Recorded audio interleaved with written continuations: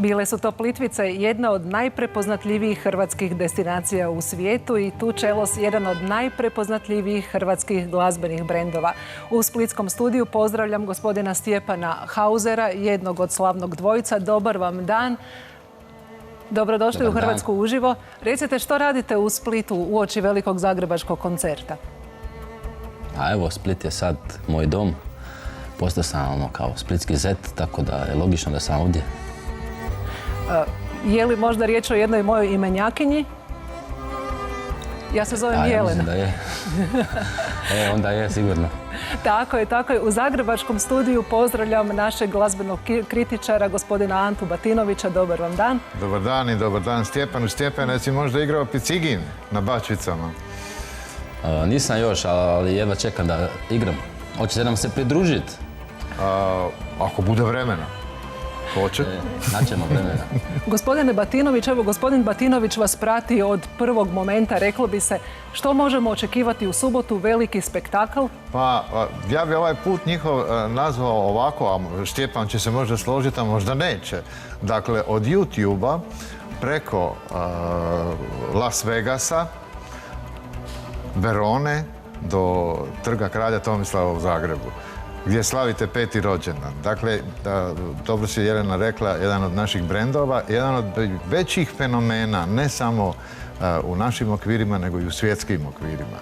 Jer, opet kažem, može me Stjepan ispraviti, oni su nešto napravili što niko do sada nije. Dakle, oni nisu crossover, ono što se uobičajeno naziva. Oni nisu nešto što su radili ovi prije. Dakle, manje više mehanički spajali klasiku i pop glazbu i tako dalje, nego su jednostavno sve to u sebi imali valjda od rođenja, a buknulo je malo kasnije nakon onog treninga, odnosno školovanja, dakle, u klasičnoj akademiji. Je li to tako išlo možda, Stjepane? Sve što ste rekli potpisujem, nema vas šta ispravljati. Gospodine Hauser, recite nam što možemo dakle očekivati u subotu, tko su vam već sve gosti, što ste pripremili? Možete očekivati neočekivano. To će biti stvarno, to bi trebala biti kao kulminacija svega ovog do sada što smo radili, ta proslava naših 5 godina, 5 godina ludila i to ludilo je samo raslo i raslo i sad bi trebalo sve eksplodirati na Tomislavcu pred našom domaćom publikom. Imat ćemo posebne goste, pjevačke legende.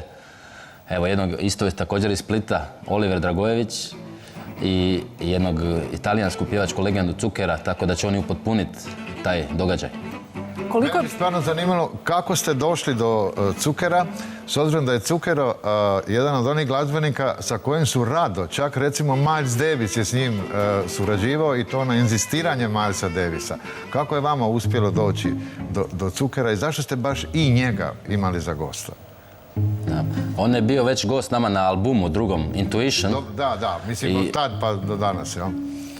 Da, i ta pjesma Book of Love se meni strašno sviđala. Ja sam uvijek zamislio da se prepjeva na talijanskom i čim sam zamislio talijanski jezik, niko drugi mi nije padao na pamet nego Cukero, koji s tom bojom glasa savršeno pristaje toj pjesmi i od onda, i to je bila naša prva suradnja i mislim, obožavam njegov glas. U Veroni ste nedavno nastupili pred 12.000 ljudi, to je uistinu mnogo ljudi. U Zagrebu će, vjerujem, biti isto jako mnogo ljudi, tim više jer, napominjem, koncert je besplatan. Tako je, to je naš poklon svim građanima da zajedno proslave s nama tih 5 godina i nadamo se da će publika jako bitna za nas, jer to je kao naš treći član, treće čelo, rekli bismo, jer oni nas stvarno mogu pomoći da se stvori ta jedna posebna atmosfera koju želimo stvoriti tu večer. Baš me zanimalo, ipak, kako je to u vama eksplodiralo ta kombinacija svih mogućih žanrova glazbe? Jer takvog slučaja nema baš.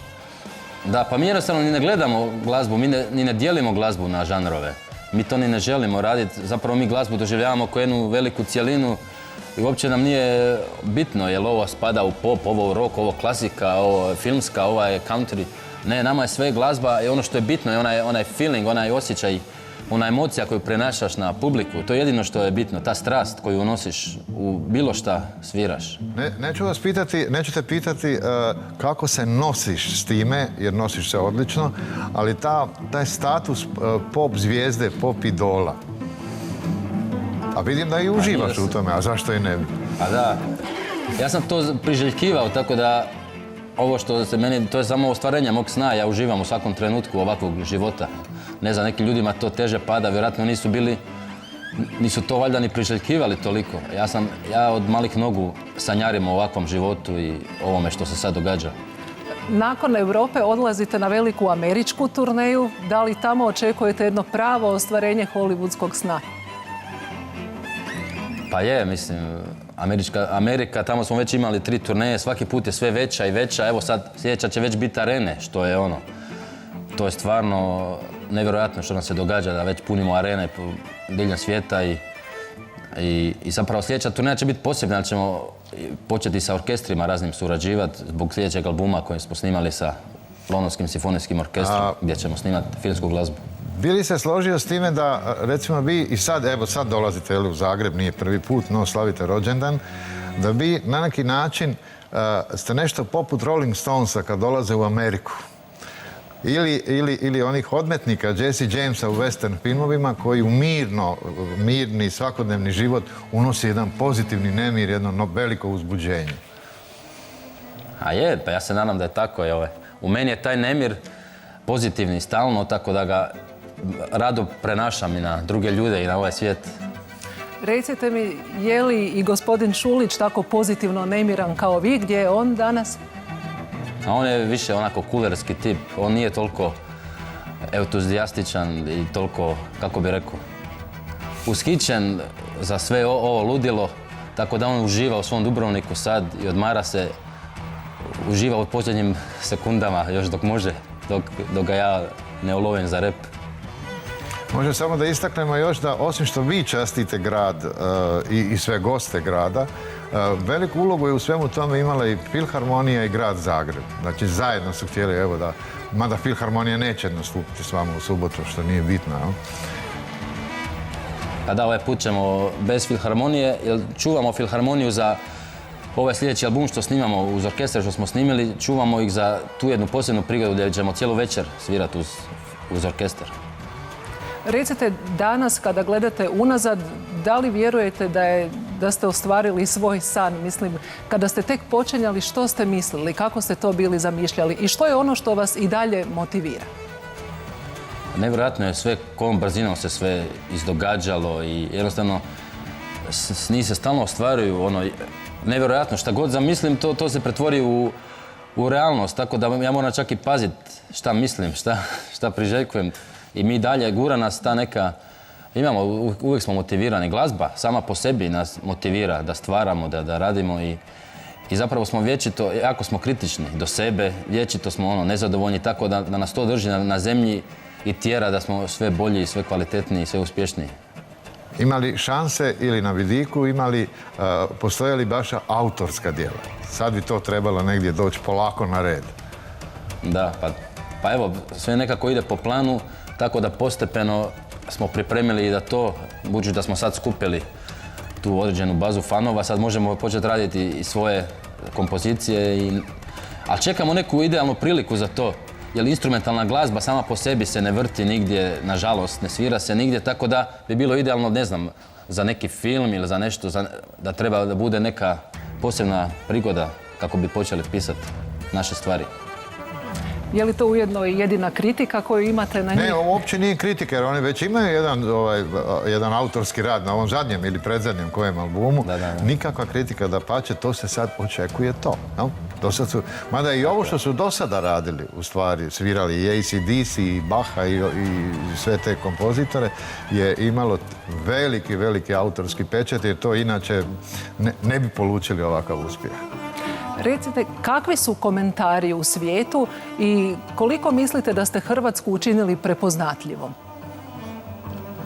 Pa mislim da smo jako, pogotovo, na primjer, mi smo odmah počeli svirati sa Elton Johnom, smo svirali po najvećim dvoranama, arenama, stadionima diljem svijeta i svaku večer on bi rekao From Croatia, Tako da je to stvarno bio velika promocija i za Hrvatsku, a mi sad i sami to dalje radimo i širimo i ponosni smo na ovu našu lijepu zemlju i s ponosom širimo riječ o njoj.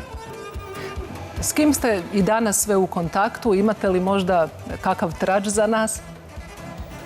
Molim, nisam čuo pitanje. Kažem, s kim ste danas od Zvijezda sve u kontaktu? Imate li možda, neću reći trač, ali kakvu zanimljivu informaciju koju biste podijelili s nama? A ima toliko informacija koje ne znam da li bi smio uopće ovako reći u javnost, tako da treba biti oprezan. Ništa, vidjet ćemo se i nakon zagrebačkog koncerta. Svako dobro vam želim i srdačan pozdrav iz Zagreba, Splitu. Hvala puno. Vidimo se preksutra. Doviđenja. Stjepane, sjećam se one tvoje izjave iz jednog intervjua u 2 sata noću. Bach u areni, Bach u crkvi, Bach na bilo kojoj koncertnoj dvorani. Tako je. Hvala. Hvala vam lijepo. Hvala puno.